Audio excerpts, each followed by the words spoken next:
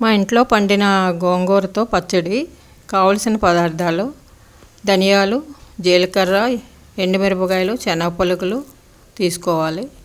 తర్వాత స్టవ్ వెలిగించి కళాయి పెట్టి కొద్దిగా ఆయిల్ వేసి ముందు శనగ పలుకులు వేగించి పక్కన పెట్టుకోవాలి.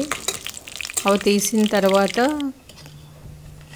కొద్దిగా ఎండుమిరపకాయలు, ధనియాలు, జీలకర్ర వేగించేసాక తీసి పక్కన పెట్టుకున్నాక అదే కళాయిలోనే కొద్దిగా ఆయిల్ వేసి గోంగూర వేగించుకోవాలి.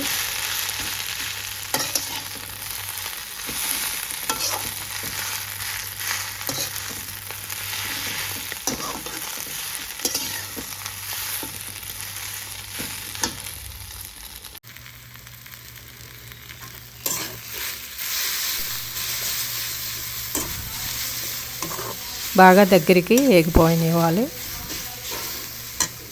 కొద్దిగా చింతపండు, తర్వాత ఉప్పు పసుపు వేసి మిక్సీ వేసేయడమే. తర్వాత మళ్ళీ కళాయి పెట్టి కొద్దిగా ఆయిల్ వేసి ఆవాలు, పచ్చిమిరపకాయలు, కరివేపాకు,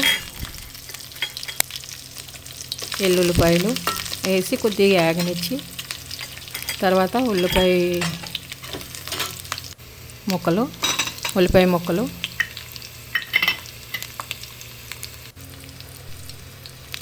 ఉప్పు, కొద్దిగా పసుపు వేసి కొద్దిగా దగ్గరికి వేగనివ్వాలి. మరీ ఎక్కువ వేగనీయకండి, పచ్చి పచ్చిగా ఉంటేనే బాగుంటుంది.